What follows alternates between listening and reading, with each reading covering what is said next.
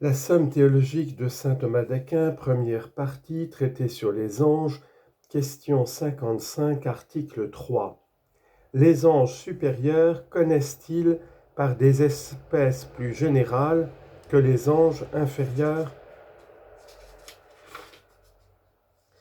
On lit dans saint Denis, dans la hiérarchie céleste, livre 12, « La science des anges supérieurs est plus générale que celle des anges inférieurs. » Et dans le livre des causes, livre 10, les anges supérieurs ont des formes intelligibles plus générales.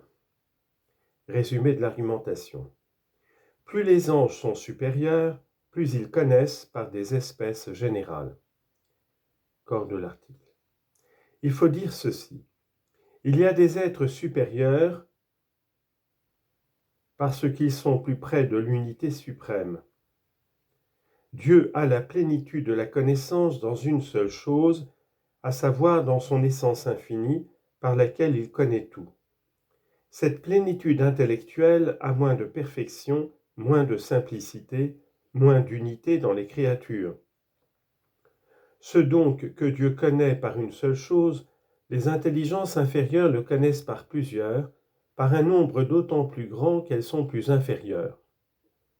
Plus donc un ange est supérieur, plus il peut connaître par un petit nombre d'espèces l'universalité des choses. Il faut donc que ces formes intelligibles soient plus générales, il faut qu'elles embrassent un plus grand nombre d'objets. La loi que nous venons de constater s'observe dans l'homme. Il y en a qui ne peuvent saisir la vérité que lorsqu'elle leur est expliquée minutieusement, en détail. Cela vient de la faiblesse de leur esprit. Mais il en est d'autres qui, ayant plus d'énergie dans l'intelligence, saisissent un grand nombre de choses par un seul aperçu. Première objection. Le général est abstrait des choses particulières. Or les anges ne connaissent point par des espèces abstraites des choses, donc on ne peut dire que leurs espèces intelligibles sont plus ou moins générales. Réponse. Le général est abstrait des choses particulières quand l'intelligence reçoit la connaissance de ces choses. Au contraire, lorsque l'intelligence ne reçoit pas la connaissance des choses particulières, le général n'en est point abstrait, mais il les précède à certains égards, soit selon l'ordre des causes, comme les types universels dans le Verbe de Dieu, soit au moins selon l'ordre des essences, comme les espèces universelles dans l'intelligence angélique. Deuxième objection. Ce qui est connu en particulier est plus parfaitement connu que ce qu'il est en général, car la connaissance en général est comme un moyen terme entre la puissance et l'acte. Si donc les anges supérieurs connaissaient par des espèces plus générales que celles qui produisent la connaissance dans les anges inférieurs, il s'ensuivrait que la science des premiers est moins parfaite que la science des derniers, ce qui ne peut s'admettre. Réponse.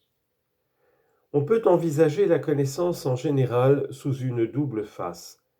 Du côté de l'objet, comme n'embrassant que l'essence universelle des choses, puis du côté du moyen, comme percevant à l'aide d'une seule espèce universelle plusieurs choses. Sous le premier rapport, la connaissance en général est imparfaite, car celui qui, par exemple, sait seulement que l'homme est un animal, le connaît imparfaitement. Sous le second point de vue, la connaissance en général est plus parfaite, car celui qui connaît en particulier plusieurs choses par un seul moyen, les connaît plus parfaitement que celui qui ne peut les percevoir que par un grand nombre d'espèces. Troisième objection. La même chose ne peut être la similitude propre de plusieurs. Or, si l'ange supérieur connaissait par une seule forme générale des choses différentes que l'ange inférieur connaît par plusieurs formes particulières, il n'emploierait qu'une seule forme générale pour connaître des choses diverses. Donc, il ne pourrait les connaître toutes d'une manière propre spéciale, conséquence qui doit être rejetée. Réponse. La même chose ne peut être la similitude adéquate de plusieurs choses, cela est vrai. Mais elle peut en être par sa perfection la similitude propre.